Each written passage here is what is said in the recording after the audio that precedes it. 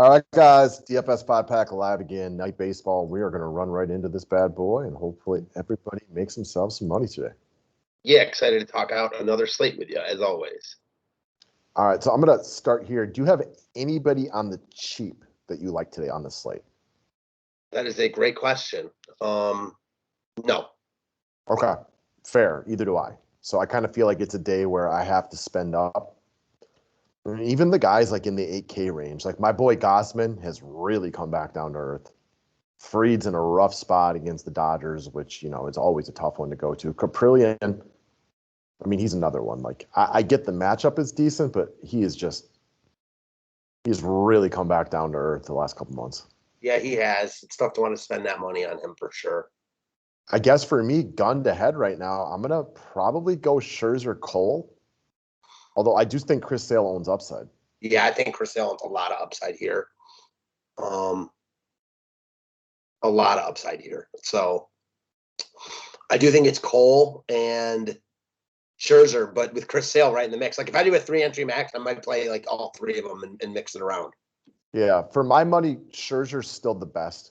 We're big Max fans. If you're new to the show, that's information for you. If you've watched us religiously, then that one is, just the way things are. And Atlanta's, not a perfect matchup, but he's awesome. I worry about Tampa because they're just good, right? Well, I worry about Atlanta because they're good. Fair enough. No arguments here. They both will strike out. So I just trust Max a little bit more than Chris because he's been out for a while, but I could easily be talked into Sale over Cole or Scherzer. Yeah, same. I mean, like I like all three of them. I don't even think it's like I would try to talk you into Sale over Scherzer because I don't feel that way. I just like all three of them. And I do think that Sale's the riskiest for sure. So we kind of bypassed Carlos Rodon. For me, like only throwing 67 pitches last time out, even though he's in the best spot against Pittsburgh, is why I won't go here. And it wasn't just that. Like this guy had some shorter starts at the end of July. Like I just don't think there's any way in the world he goes 100 pitches there. I agree. I will say that game was like a 10-2 game when he got pulled. Toronto scored 5 late, so like that might have played a part in him getting pulled. That said, like it was still only 67 pitches, so I'm not going here tonight. Like I figure they're saving him a little bit for the playoffs because the White Sox, kind of like the Brewers, like they got this thing on ice as far as the division goes. So I don't think they're going to push him, knowing his injury history at the end of the year. Especially after Giolito got hurt last night. Right? So I just think like they're going to be cautious. Whereas like Boston has everything to play for. The Dodgers are fighting for first place. The Yankees have everything to play for. They just need their horses a little bit more right now. Yeah, honestly, like if I were using one of those other guys, it might be Gausman taking a shot on his upside. Right. He has, I was a big Gausman fan to start the year, even going back to last year. He has definitely come way back down to earth, but that doesn't mean he can't get it back tonight, right? Yeah, he's still got 3 upside games at this price point out of his past 10. Now, it's not 8 or 9 like we used to see, but that's why he's not going to get any love, and that's why it's risky. But that doesn't change the fact that he has upside. He does. It's tough to see it right now because post All-Star break, his only good start was at Arizona. Okay, so let me ask you this. Gausman or Caprillion? Gausman. I agree. I don't think you're crazy to say Caprillion there either, though. Matchup's better. Much better. I look at Gausman as a guy who was pitching like a Cy Young for a full year, and then maybe he just hit a wall. Maybe he's got a little dead arm midseason. Maybe he's just struggling with his location. I haven't watched him close enough to say. Milwaukee looks feisty right now. So it's like I don't want to pick on them, but I still trust Gausman over Caprillion. I mean, they were almost the best stack on a 15-game slate in San Francisco last night. Yeah, and you mentioned ballpark yesterday when talking about San Francisco, and just like I've seen multiple balls San Fran's hit the last 2 days that would be home runs almost anywhere else. And just as a complete side note, what Barry Bonds did in that ballpark as a left-handed hitter is so impressive that, if you're only a casual baseball fan, I don't think you can even begin to appreciate how big that park is to right field. Now, when you think about, or I think about like the best offensive seasons or, best offensive players, I mean, Bonds, whether steroids or not, is at the top of the list. No doubt about it. All right. Oh, I meant to ask you this one today. Greatest San Francisco or greatest Giant of all time, Bonds or Mays? Man, I think Mays is the most revered, but I think you got to say Mays, actually. It's a tough one, though. Longer career, I think, in San Francisco. No steroids, you know what I mean? Like, and he's great. Bonds was an all-star before the steroids and also a great defender. Like, he wasn't toward the later end of his career, but that's why the Bonds thing is so, he never needed steroids is what people used to always say, and they're right. Yeah. Anyway, we'll move on to offense. I'm going to assume Toronto gets a lot of love here again. Yeah, I would assume they're the chalk, right? They have to be the chalk. And I like Vlad. He's locked in after an extended, cold streak. He's now got 3 home runs over his past 2 days, but I'm not sure I'm going to prioritize his 6,100 salary tonight because I don't have a lot of money to spend on hitting. Yeah, I don't. Now, if they come in under own, one of those, we used to see because everyone goes to expensive pitching, then that's a different story. Mm-hmm. That would be the only reason I think they'd be under owned tonight was because the cheaper pitchers are terrible. Yep, exactly. So, maybe they do come in a little bit under owned. I doubt it, but maybe. Righty on the mound, you could definitely see Corey Dickerson in the starting lineup. Oh, yeah. So, other than that, I'm not really interested in Baltimore against Mats. Not that you couldn't use a Santander or something, but just not where I'm going to end up. They're a little bit pricier. I think you could pull pieces, but I'm not looking to stack. They signed Polanco. Wow. Yeah. It's so funny with him, just real quick. I always, over the past 3 years, why has Polanco not gotten cut? Why? Because you see guys get cut all the time. He's been so bad. I know that they never wanted to give up on his potential, but then reading more about it, I guess he was really revered in the locker room. They really liked him in Pittsburgh. It just got to a point where he was just so bad. Well, classic Pittsburgh. He could easily be good somewhere else. Yep.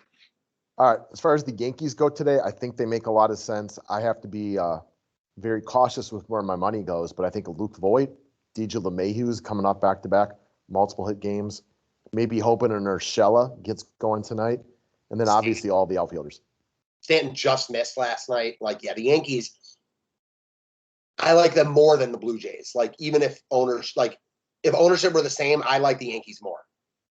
I gotcha. Makes sense to me. Next up, Tampa Bay against Boston. This one's all pitching for me. Not that I think Rasmussen's a stud. I won't be prioritizing Boston tonight. It's a better way to put it. I think Boston's in play, but doesn't mean I'm going to prioritize them.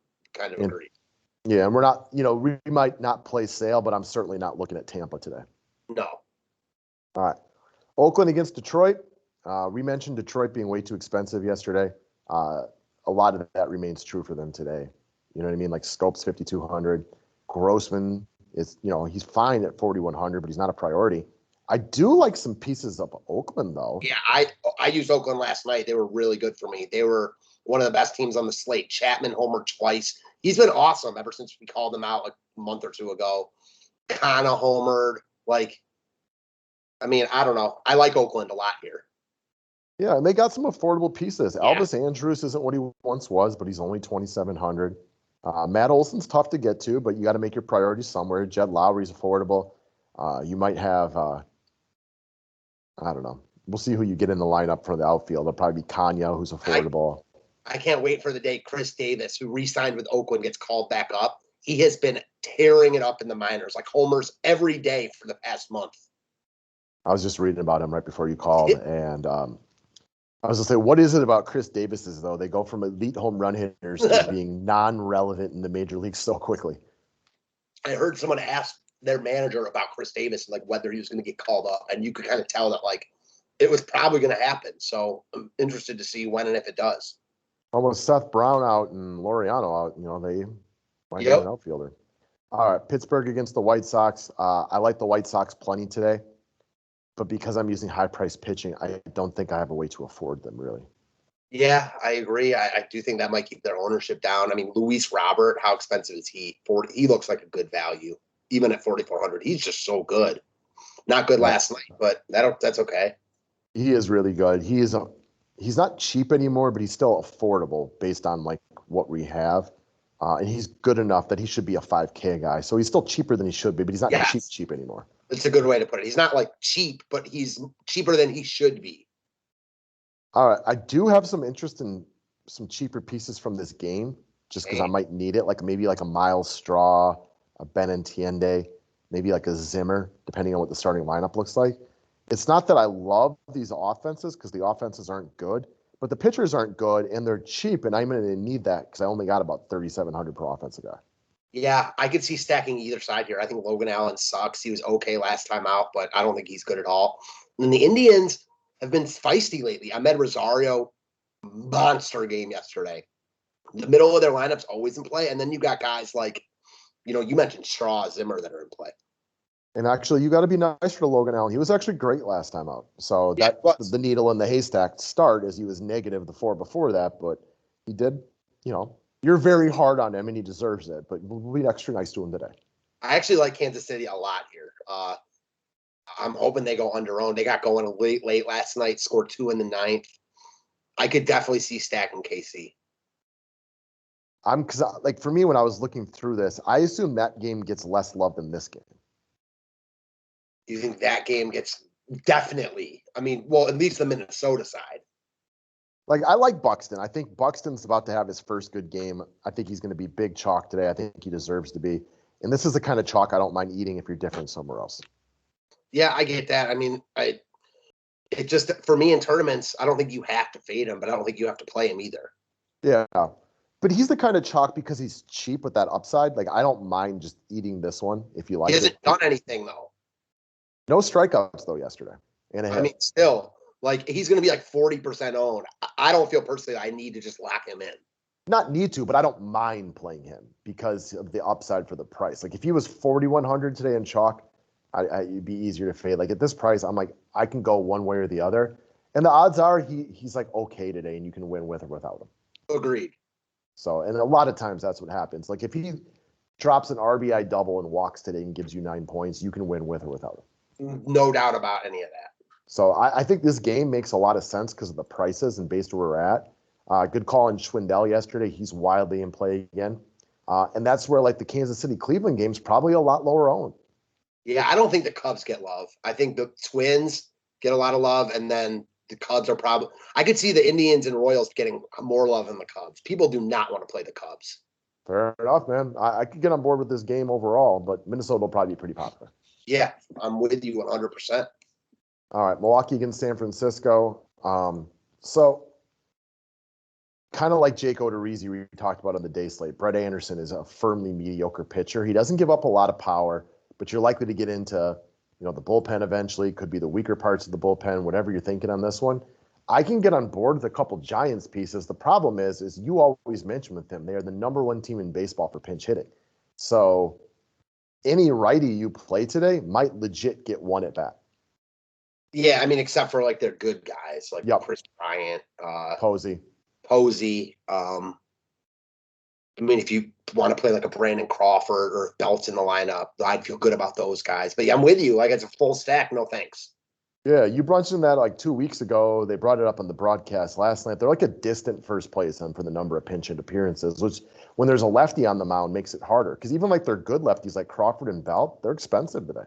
Yeah, it makes it a lot harder because teams have righties coming out of the bullpen. Agreed. And if Milwaukee's up, you can get Devin Williams and Hader and Boxberger. It's a tough spot for them.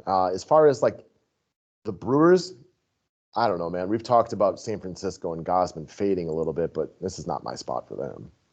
No, I mean, Colton Wong's 4-4 off Gausman. I don't mind using a cheap piece or two, but I'm not looking to stack them here in this ballpark. Agreed. So we can go next, and then we got Dodgers taking on Atlanta. And then this one right here, we got Max Fried taking on Scherzer. You know what? If you want to go with the Dodgers because they're that good, I understand, but this is just a pitching spot for me personally. I could see the Dodgers.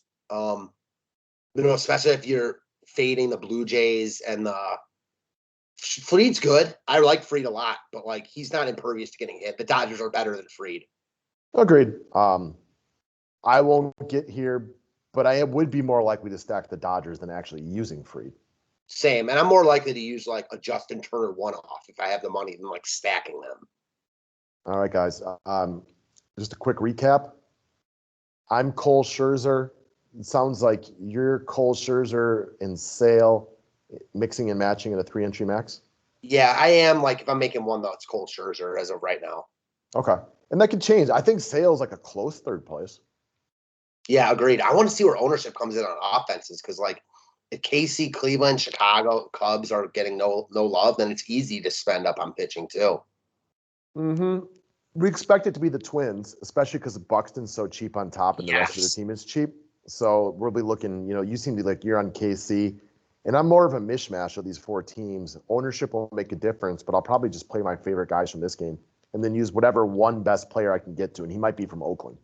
Yeah, I get that. I forgot about Oakland too. That's another team I like a lot. Yeah, and I can use Andrews, Lowry, Chapman, or something like that. Definitely. So that's what we got for today, guys. Thanks a lot, guys.